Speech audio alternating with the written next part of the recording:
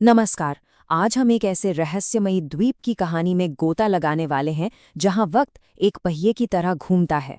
हर 72 घंटे में सब कुछ खुद को दोहराता है और जहां सबसे बड़ा दुश्मन आपकी अपनी ही परछाई बन जाती है। चलिए इस कहानी को परत दर परत खोलते हैं। तो कहानी की शुरुआत होती है एक बहुत ही अजीब, एक बहुत ही उलझे हुए सवाल से। सोचिए, एक पायलट है एक अनजाने से द्वीप पर, और अचानक उसकी नज़र जमीन पर पड़ी एक बंदूक पर जाती है। पर ये कोई आम बंदूक नहीं है। ये बिल्कुल वैसी ही बंदूक है जैसी उसके पास है, सेम टू सेम मॉडल, वही निशान, वही सीरियल नंबर। अब वो ये सब समझने की कोशिश कर ही रहा होता है कि पीछे से उसी का हमशक्ल आता है और उसे जान से मार देता है। चलिए अब कहानी में थोड़ा पीछे चलते हैं। एडिसन नाम की एक ex military officer ghost operatives की एक टीम बना रही है। मिशन सुनने में सीधा सा है। एक दूर दराज के द्वीप से स्टेसी नाम की लड़की को बचाना है। वो एक बड़ी कंपनी के मालिक की बेटी है और इस काम के बदले में मिलने वाला पैसा इतना है कि सबकी जिंदगी समझ जाए।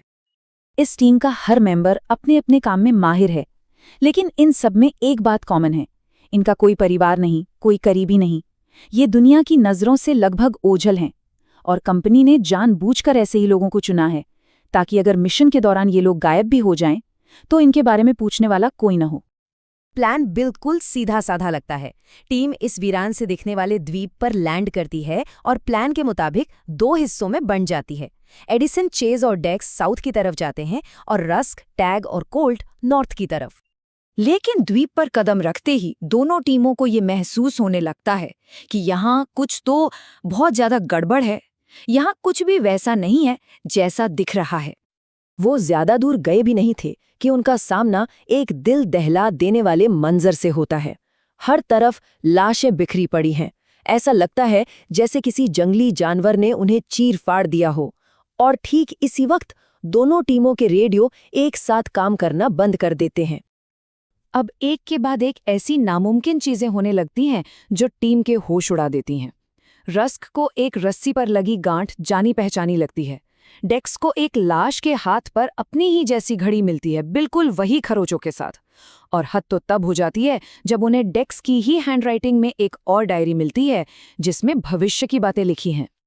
ये सारे अजीबोगरीब सुराग एक ऐसे सच की तरफ इशारा कर रहे थे जो किसी की भी कल्पना से परे था। अब कहानी उस मोड़ पर आ गई थी जहां सारा राज खुलने वाला था। टीम को डॉक्टर यंग नाम का एक अकेला जिंदा इंसान मिलता है।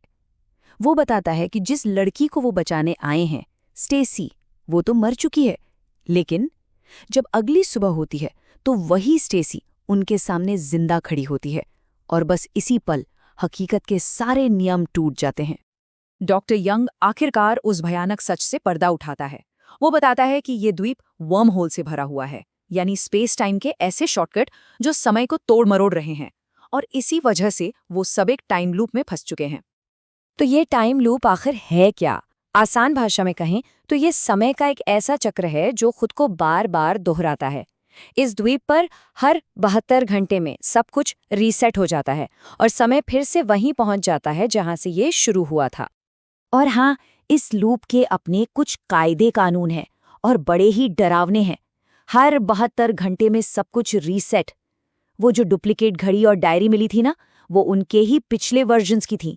और वो लाशें जो पूरे द्वीप पर बिखरी हुई थी, वो किसी और की नहीं बल्कि उन्हीं लोगों की थी जो पिछले लूप्स में मारे गए थे। लेकिन सबसे सबसे खौफनाक नियम ये था कि अगर कोई भी 72 घंटे का ये साइकिल पार कर गया तो वो इंसान नहीं रहता, वो एक बेहद भयानक दानव बन जाता है। तो अब ये मिशन रहस्य सुलझाने का नहीं बल्कि सिर्फ और सिर्फ जिंदा रहने की एक जंग बन चुका था। और उनका दुश्मन कोई और नहीं बल्कि उनका अपना ही आने वाला कल था।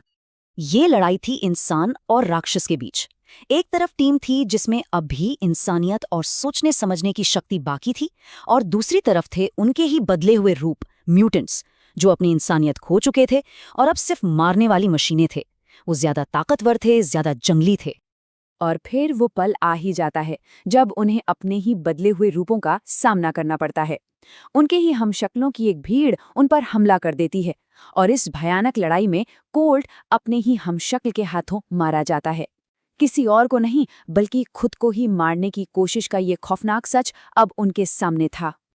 कहानी अब अपने आखिरी पड़ाव पर पहुंचती है, जहां जिंदा रहने की लड़ाई एक नए बाहरी खतरे के खिलाफ एक हताश दौड़ में बदल जाती है।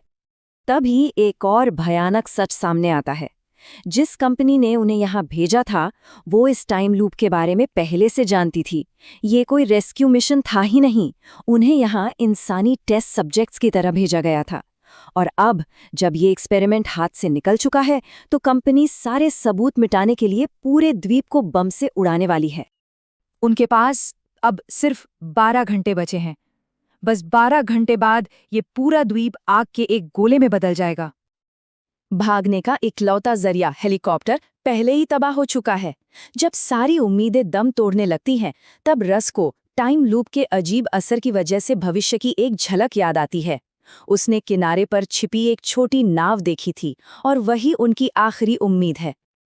यहाँ से शुरू होती है जान बचाने की एक दर्दनाक दौड़। टैग अपने ही म्यूटेंट रूप से लड़ते हुए मारा जाता है। चेज को एक म्यूटेंट से बचाते हुए रस्क बुरी तरह घायल हो जाता है। तभी आसमान से बम गिरने लगते हैं। अपनी आखिरी सांसों के साथ रस्क गोली चलाकर एडिसन को डॉक्टर यंग से बचाता है, जो अब खुद एक म्यूटेंट में बदल रहा था। और फिर रस्क खुद धमाके का शिकार हो जाता है।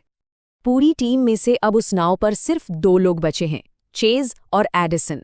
वो जिंदा तो हैं, लेकिन उनके पीछे पूरा का पूरा द्वीप आग और तबाही की लपटों में जल रहा है। वो उस नर्क जैसे द्वीप से तो निकल गए, लेकिन एक सवाल पीछे छूट गया है। क्या वो सच में इस चक्र से आजाद हो पाए हैं, या फिर ये अंत भी किसी नई और ज्यादा भयानक शुरुआत का बस एक हिस्सा है?